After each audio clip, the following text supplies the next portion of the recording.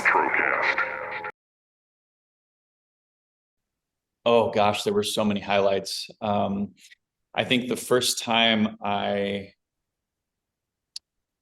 stepped into that space, it's not often that you're in a space like that. And I think it was right around when the choir was rehearsing the Beethoven finale from the Ninth Symphony, the Ode to Joy chorus, and it was, I mean, just like bone chilling. It was so extraordinary. The number of people just like pouring their heart and souls into this truly epic music was a moment I will never forget. And then the first time that I was on stage in rehearsal, I don't remember which piece we were singing. I guess it might have been Joy to the World. Like when you are standing in front of 350 people singing, it's a feeling unlike anything else, one that I've never experienced before, and one I will never forget. So that was another highlight. The other one, I guess, would be that my daughter did get to come to the shows were all past her bedtime, but she did get to come.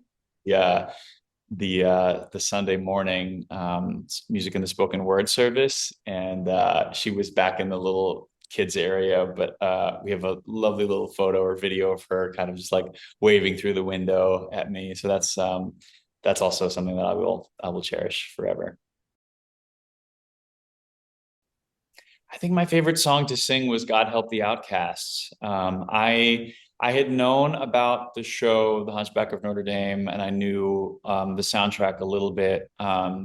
Esmeralda sings that song in the show, so it was never on my radar as like a song that I might want to learn or sing. But Mac and David suggested it, and they couldn't have been more on the nose. It's one that I love to sing now, and I'm so glad that it was a part of the special. I think it really captured the core message that we were hoping to send with this program, and obviously it's a beautiful tune. And then once the choir starts singing, it gets transported to another level. The way that it was produced with the beautiful stained glass in the background, all of that, like everything just came together so beautifully, I thought. And I think the message is something that we all need to hear and take heed to, and really incorporate into our lives as much as we can. It's a beautiful song. I don't remember the first time, no, but I will say that's probably because I was very, very young, and it's been a bit of a tradition at home to watch these specials on Christmas Eve. We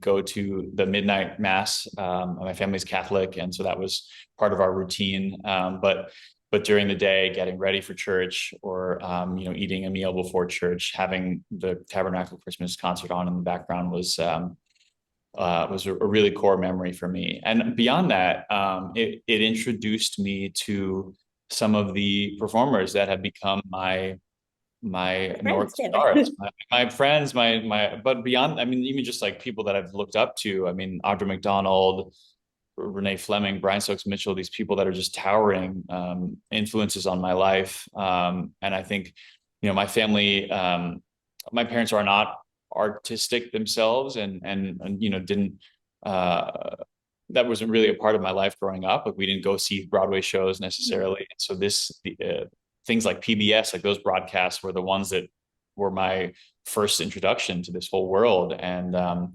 I do distinctly remember watching, especially Renee Fleming's concert, and being so inspired by that artistry. I'd never seen anything like it, and nothing on that scale. And it just like, it blew my mind wide open.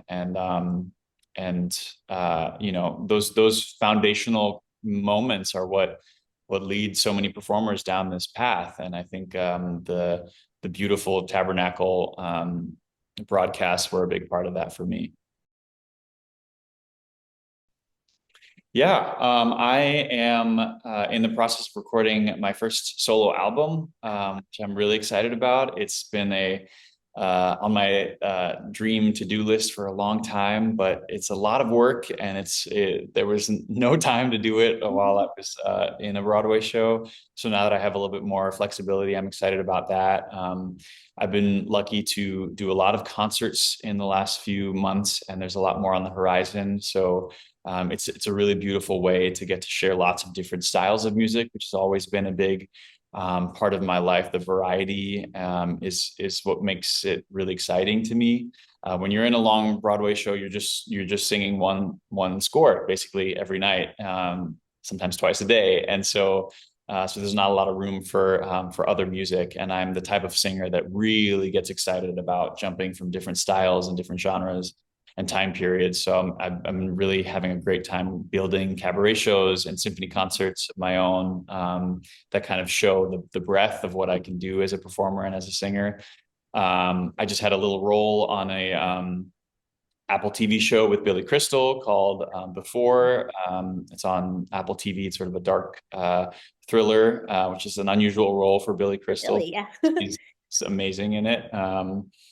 And then I just booked another show, another theater show here in New York for the spring that I can't technically talk about yet, but I'm very excited to get back on stage and get to dig my teeth into a new score and a new script. So there's a lot of exciting things happening.